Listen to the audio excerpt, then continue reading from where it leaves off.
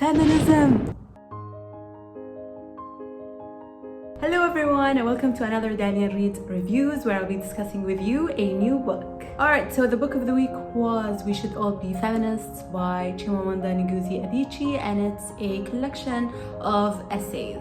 Alright, so basically the content of this book, which is by the way very small but contained a heavy subject on some, that is feminism, where the author herself talks about feminism throughout the years of her life, from her childhood until her womanhood. So what does feminism mean? Well, feminism, for those who don't understand, is basically equality between men and women. So women just want basic human rights just like everyone else. It's called feminism because it highlights the problem that women faced over the centuries. Because like some people would be like, okay, it's human rights, like you want equality between two sexes, but like literally it's human rights. That's right. But let me tell you something. It's like us saying all lives matter, basically. And it is true, all lives do matter, but right now it's the black people that are facing the problem, which is why we say Black Lives Matter. It's the same thing with feminism. It's true. All of us want equality, but the girls are the ones who are facing problems. Like, it's our issue. Us who are not getting equality. That's why it is called feminism. It's because it highlights our issue. Point blank. That is all. Alright, so this book was very empowering. I cannot stress enough how much everyone should actually pick this up and read it. Man, woman, whatever you identify as, please pick this up. It is very educational and it is an eye-opener for those who don't understand what feminism is or where women come from. This book highlighted a lot of issues that women face on a daily basis, and I'll be discussing first our roles in society as men and women. Why are there roles in the first place? It's because we normalized that. We normalized men being something and women being something else. And we normalized the fact that we cannot be equal. But like, it does make sense to a lot of people because it is what we normalized over the years and centuries. Change will not happen. And we will be stuck in the same circle over and over again. So roles have been picked out for like over centuries that segregated both men and women. But the thing is, with time, these things changed. Before, strength was the most important thing to survive. But these days, everything is made so easy. So naturally, roles are gonna change as well. And equality is gonna be easier to achieve between the two sexes. If we remain stuck in the old ways and the stereotypes and we keep normalizing it, then the issues will never be highlighted. Scenarios where men top women in everything in life. The second thing I want to talk about is how we represent ourselves as men and women. You'd notice that women would try so hard to impress, whether it is at home or at work or at school or like any form of social event, everything. We are told to not be aggressive, we should be kind, we should smile all the time.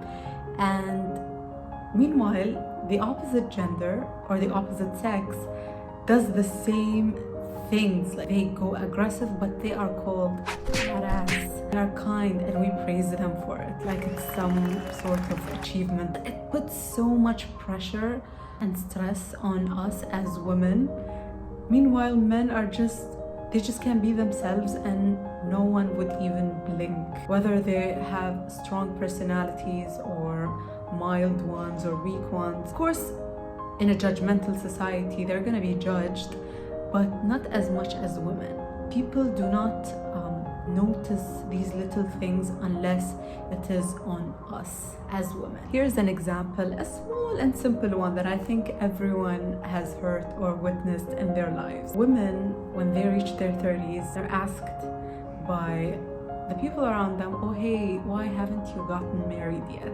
Or, oh, I'm so sorry that you haven't found the one yet. Or, I hope you get married soon. Meanwhile, for men, it's like, oh, he's just waiting it out. He's just waiting it out for the perfect person. Or like in our society, he's waiting for his mom to look for a bride for him. The most toxic thing we do as a society is that when we raise men to be so hard, is that they grow up with fragile egos. It hurts them and it pierces their heart when a woman is doing better than them. And they grow up with this idea that us as women would be always inferior to them. And the result of this is women feeling like they have to shrink themselves and make themselves invisible so that men would feel superior and they would feel better about themselves. Like a lot of women would dumb themselves down, and this is from life experience. I've seen it happen around me. Women would like dumb themselves down or like be ditzy or like stupid just so that the man would feel better about himself. They would do that so that they would keep these relationships going on. And same thing with payment.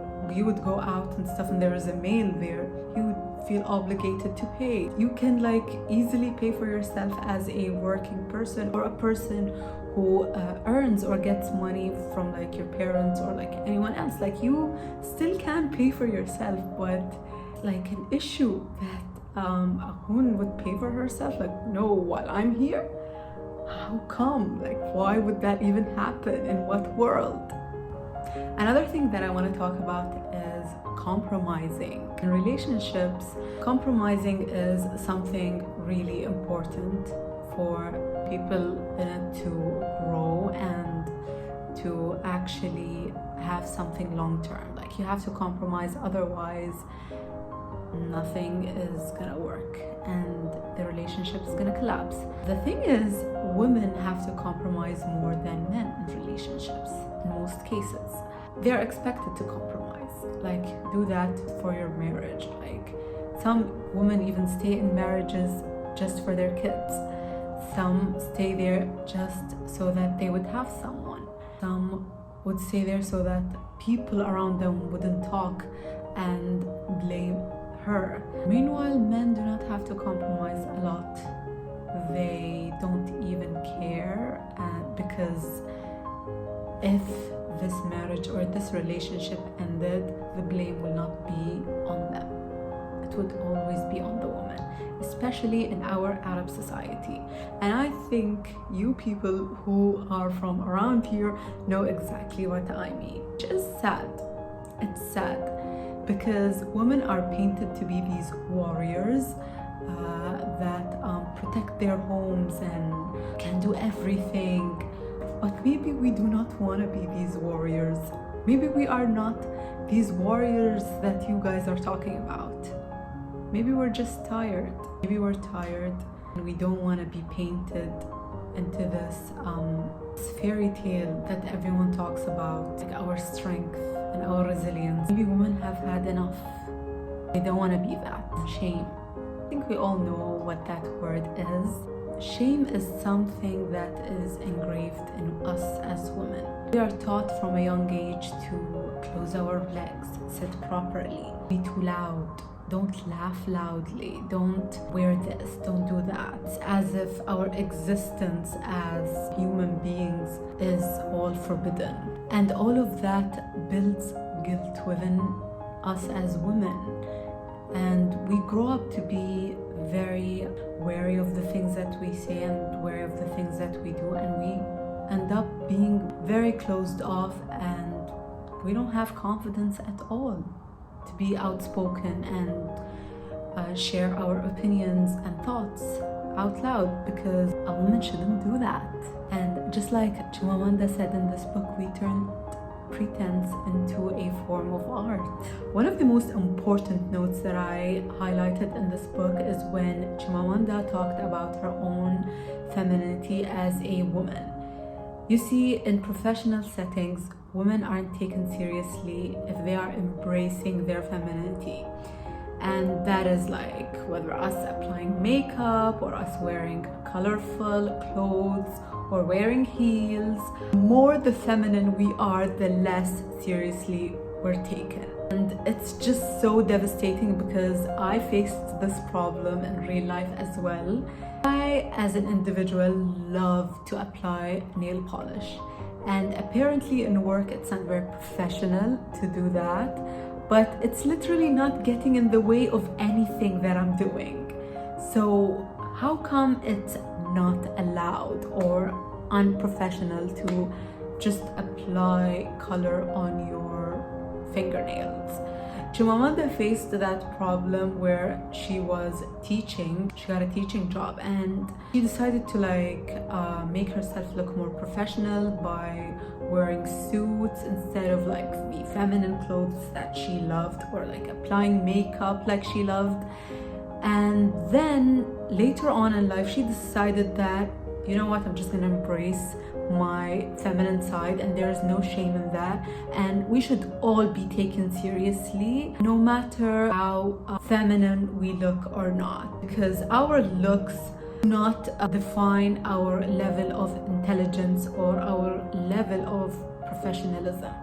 And I need everyone, the work sector, to understand that. Now here are some of the funniest arguments that I've read in this book, and how the author shut every claim down with grace regarding feminism. Some people were like, okay, why you as a woman? Why can't it be about humans? Well, it's because the problems that we face as women doesn't separate us from humans, because we're still humans. Other people would be like, okay, hey, it's about strength, because okay, men are built stronger than us. That's very true, but strength isn't as relevant as it used to be.